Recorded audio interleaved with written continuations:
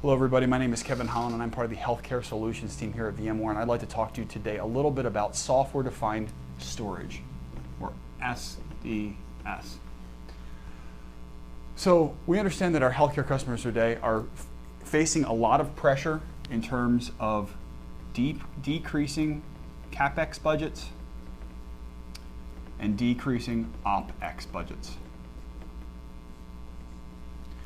And knowing that healthcare organizations spend a large portion of their budget each and every year on storage, is there a way that we can make better use of that capital?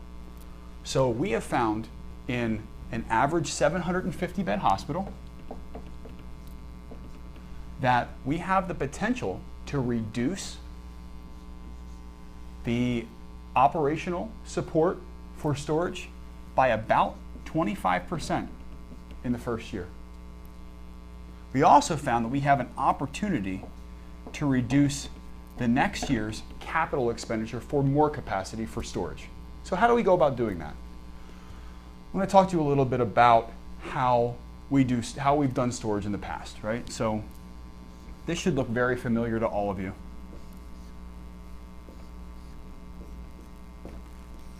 When you started your virtualization journey, you probably started it with a series of hosts that were put together in a cluster attached to a monolithic SAN.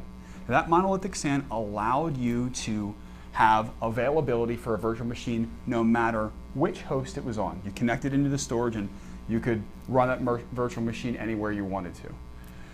We invested in this very large piece of iron so that we could ensure that if there was any piece or component within that storage appliance, that we would not lose that individual virtual machine, right?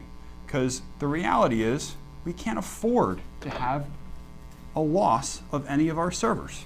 Each of those individual workstations or individual VMs in your environment have a specific purpose, have a specific function, and it's not okay if one of those go down. So we spend a lot of money in order to build out this highly redundant, highly available environment. So let's talk a little bit about what the Googles and the Amazons have done in the last several years to combat this large cost, this large expenditure. Those organizations were very fortunate because they were building their applications from scratch. And they built those applications with a couple key principles. They wanted to ensure that each of these individual nodes were disposable. They wanted to ensure that they were using commodity hardware and that they could expand in a linear fashion with a linear price point, right, to help with their budgeting. So what if you could have the same benefits in availability in this monolithic SAN model and also be able to grow and enjoy the cost savings using this new methodology? You can do that with our software-defined storage. So how does it work? So really briefly, what we do is we have both SSDs that are used for reads and writes and spinning disks that we use for capacity. And each of these drives are actually a pooled resource that creates a single storage platform for all of the virtual machines to live and work within the cluster. If you need more compute, you simply add another node.